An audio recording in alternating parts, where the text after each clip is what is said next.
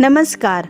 Rajni kitchen garden and vlog थोड़ा सा नाम चेंज कर दिया है, उसके साथ साथ व्लॉग भी लगा दिया है क्योंकि मेरी कई अच्छी यूट्यूबर्स फ्रेंड्स हैं जिनको काफ़ी अच्छी जानकारी है, तो उन्होंने कहा कि आप व्लॉग भी कर दीजिए आगे, क्योंकि पीछे मैंने विलेज के वो डाले थे वीडियोस डाले थे, तो मैंने व्लॉग भी कर दिया है। जब भी कोई अच्छी फ्रेंड सलाह दे तो ज़रूर से सलाह ले लेनी चाहिए उनकी, क्योंकि वो हमारे बहुत अच्छे हितैषी होते हैं।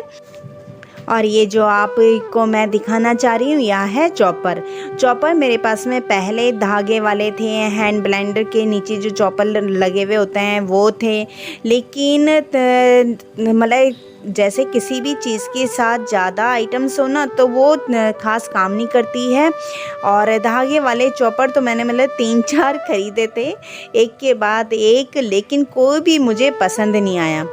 कहीं से तो मतलब 2 चॉपर तो ऐसे निकले कि जैसे चॉप हो जाए, थोड़ा सा और प्रेशर लगाओ तो वो पूरा डिब्बा नीचे जा गिरता था और सारे प्याज टमाटर पूरे किचन में फैल जाते थे। तो इसलिए अब मैंने ये वाला चॉपर लिया है, क्योंकि इसकी काफ़ी अच्छी रिपोर्ट्स थी हमारी फैमिली में, औरों ने भी लिया, तो मैंने कहा चलो इस बार चॉपर लेती हूँ, उसके साथ कुछ और अटैच नहीं लूँगी। जो भी अटैचमेंट होती है ना बाकी, जैसे हैंड ब्लेंडर वगैरह, वैसा मेरे पास में पहले का था, लेकिन वो बिल्कुल भी वर्क नहीं करता था इस तरह से। तो अब मैंने यहाँ लिया है, और अगर जो आपको इसकी कंपनी जाननी हो तो आप कमेंट बॉक्स में कमेंट कर सकते हैं कि कौन सी कंपनी का है, क्योंकि काफ़ी देखभाल करके मैंने यहाँ लिया है। चॉपर से हमारे कई काम इजी हो जाते हैं, ख़ास तौर से विंटर्स में, जैसे सूप बनाने के लिए वेजिटेबल्स काटनी होती है, मिक्स वेजिटेबल्स, तो उन सब से बारीक बारीक सी सब्जियां कट जाती है। थोड़ा आज का दिन सरप्राइज़ वाला दिन था मेरे लिए, क्योंकि आज का दिन थोड़ा सा मैं जैसी काम कुम से हटी तो हस्बैंड ने कहा कि चलो मार्केट घूम कर के आते हैं, और हम लोग मार्केट गए। तो वो चाहते थे कि मैं कुछ अपने लिए लूँ जो सिर्फ़ मेरे लिए हो, जैसे सूट या कुछ भी चीज़। तो मैंने बड़ी मुश्किल से उन्हें मनाया कि नहीं, मुझे किचन के लिए कुछ चीज़ें चाहिए। तो मैंने यहाँ 2 चीज़ें ली। पहले तो वो माने नहीं कि नहीं अपने लिए ले लो, हालांकि उनको बिल्कुल भी शौक़ नहीं है शॉपिंग वगैरह का, क्योंकि उनके लिए भी हम ही करते हैं शॉपिंग। और जब कभी ऐसा हो तो बहुत ही सरप्राइजिंग दिन होता है वो। तो आज मैंने 2 चीज़ें ली हैं, एक ये हांडी, नहीं 3 चीज़ें ली हैं, एक हैंड पर्स भी लिया, हांडी और चॉपर। ये हांडी बहुत ही थिक है, 4 लेयर्स की है और काफ़ी हैवी है, उठाने में भी मतलब हैवी सी लग रही है। और क्योंकि मुझे ना स्टील के ही बर्तन पसंद आते हैं, अब एक तो वो बहुत जल्दी साफ़ हो जाते हैं, साफ़ सुथरे से लगते हैं, और बाकी मतलब कि जैसे एल्युमिनियम वगैरह के अब मैं यूज नहीं करती हूँ। अब मेरे पास में कई सालों से सिर्फ स्टील के ही बर्तन हैं, और आज मैं स्टील के बर्तन में, क्योंकि हमारे यहाँ माना जाता है कि कुछ भी नया बर्तन हो तो उसमें पहले आप या तो मीठा बनाइए या तो दूध उबाल लीजिए। तो मैं बना रही हूँ खीर। तो यहाँ मैंने बासमती राइस लिया था टुकड़ा, और इसे मैंने 3-4 घंटे पहले भिगो के रख लिए थे, हाफ कटोरी ली थी। और ये मैंने अब इसमें मैं डाल दूँगी फुल क्रीम दूध। तो पहले 1 लीटर डालूँगी और फिर देखूँगी कि इतनी ज़्यादा थिक हो रही है तो उसमें मैं 1 लीटर और डाल दूँगी, है ना। तो यह खीर आप आगे देखना कि मैं इसमें चीनी का यूज नहीं करूँगी। चीनी की जगह मैं क्या डालती हूँ, ना ही मैं गुड़ डालूँगी। तो मैं मीठे में क्या डालती हूँ ये आपके लिए एक सरप्राइज़ है कि आप हो सकता है पहले भी यूज किया होगा आपने। और अब इसे हम बिल्कुल धीमी आंच में पकने के लिए छोड़ देंगे, और बीच बीच में हमने चेक करते रहना है कि नीचे ना लगे। और यह इस तरह से स्टिकर आराम से निकल जाता है। थोड़ा सा गर्म करने में, आपके यहाँ जब भी कोई न्यू बर्तन हो तो उसका स्टिकर आराम से निकल जाता है, थोड़ा सा उसे गर्म कर लीजिए। चॉपर का यूज मैं कर रही हूँ ड्राई फ्रूट्स को क्रश करने में। तो मैंने बादाम और काजू डाल दिए हैं। आपके पास में जो भी ड्राई फ्रूट्स हो उसका आप यूज कर सकते हो, बिल्कुल ऑप्शनल है। तो आप आगे देखना कि इस खीर में मैं और आपको मैं एक बात बताऊं कि उत्तराखंड में खीर और कढ़ी कभी भी शुभ कार्यों में नहीं बनती है, क्योंकि वहाँ खीर और कढ़ी 13वीं बरसी और श्राद्ध में बनती है, इसलिए खीर और कढ़ी को नहीं बनाया जाता शुभ कार्यों में। तो इस तरह से यहाँ क्रश कर लिए हैं।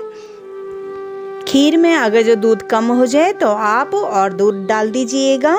मैंने भी दोबारा से इसमें फिर से दूध डाला है और यहाँ खीर देखिए बन करके बिल्कुल रेडी हो गई है। और अब बारी आती है इसमें मीठे डालने की। तो देखिए मैं इसमें डाल रही हूँ खजूर। तो मैं यहाँ खजूर की खीर बना रही हूँ। यहाँ 200 ग्राम वाला खजूर का मीठा वाला जो खजूर का होता है ना, जिसमें बाहर से मीठा लगा होता है, वो वाला पैकेट है। जैसे खजूर का गुड़ आपने सुना होगा या खाया भी होगा, बंगाल में बहुत खाया जाता है खजूर का गुड़। तो मेरी मम्मी की फ्रेंड्स भी बंगाली थी और मेरी फ्रेंड भी बंगाली है, तो मुझे कई बार बंगाली वाली खीर मिलती रहती है खजूर वाली। तो आज मैंने सोचा चलो मैं भी खजूर वाली खीर बनाती हूँ। तो ये मेरे पास में पैकेट बचा हुआ था और बच्चे खाना भी पसंद नहीं कर रहे थे खजूर, तो मैंने इसकी खीर बना रही हूँ। तो इसे मैंने अच्छे से क्रश किया है, लेकिन इसमें सिर्फ क्रश होगा और जबकि इसका पेस्ट बनाना है। तो ये देखिए क्रश तो हो गए हैं, लेकिन इसका मुझे पेस्ट बनाना है, बिल्कुल पेस्ट बनाऊंगी। तो मैं यूज करूंगी अब मिक्सी जार। तो यहाँ मैंने मिक्सी में जार में डाल दिया है और इसमें थोड़ा सा फिर मुझे यूज करना पड़ेगा वाटर, ताकि ये एकदम पेस्ट सा बने, नहीं तो इसमें भी मिक्सी में भी यहाँ पेस्ट टाइप का नहीं बन पाएगा। तो ये पेस्ट बन करके रेडी हो गया है। बिल्कुल ऐसी ही पेस्ट चाहिए हमें।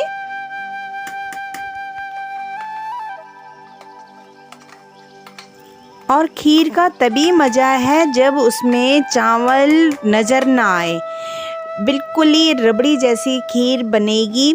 और तभी मज़ा आता है जब दूध खिट खिट करके, बिल्कुल भी पानी का यूज मैं खीर में बिल्कुल भी नहीं करती हूँ, खीर चावल को उबालने में। तो बहुत ही टेस्टी खीर बनती है। और इस तरह से हम खजूर के पेस्ट को धीरे धीरे से डाल देंगे। और एक बात का ध्यान रखना है आपने, खजूर का जब भी पेस्ट डालें तो गैस को ऑफ कर दें।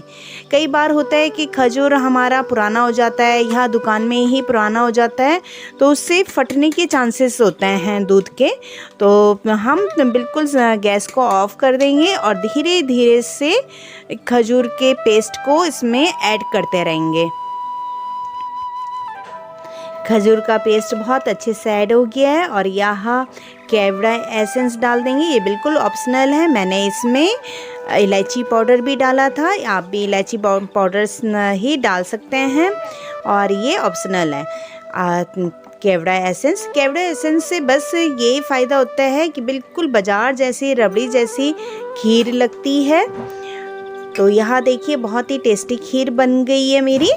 और अब मैं कटोरी में निकाल दूँगी थोड़ी सी खीर, जो कि मैंने आपको पिछले वीडियो में भी बताया था, जिसमें मैंने पकोड़े बनाए थे, भूड़े बनाए थे दाल के, कि हम अपने पितरों के लिए रख देते हैं ऐसे निकाल करके चूल्हे के पास में, क्योंकि उनका आशीर्वाद हमेशा सदैव हमारे ऊपर बना हुआ रहता है और इस तरह से हम उन्हें याद भी करते रहते हैं, है ना।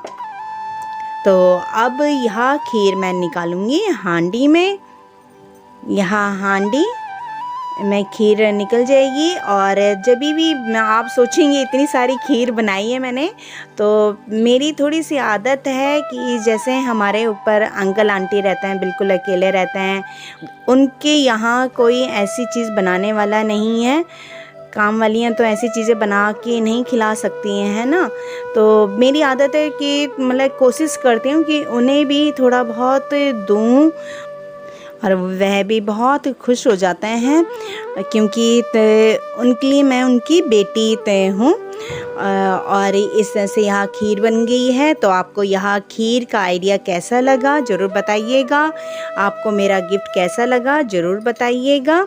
और आप सब का तहे दिल से बहुत बहुत शुक्रिया कि आप सब ने मुझे प्रोत्साहन दिया और मुझे आगे भी यूं ही प्रोत्साहन मिलता रहे। बहुत बहुत शुक्रिया।